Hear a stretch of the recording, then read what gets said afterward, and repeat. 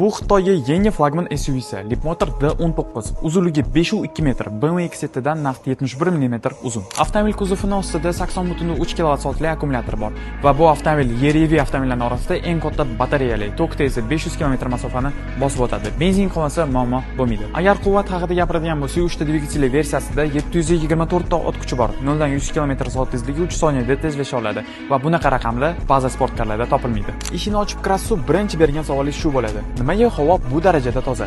Sababi bor. Bu dunyodagi birinchi seriyali avtomobil. O'zidan kislorod ishlab chiqaradi.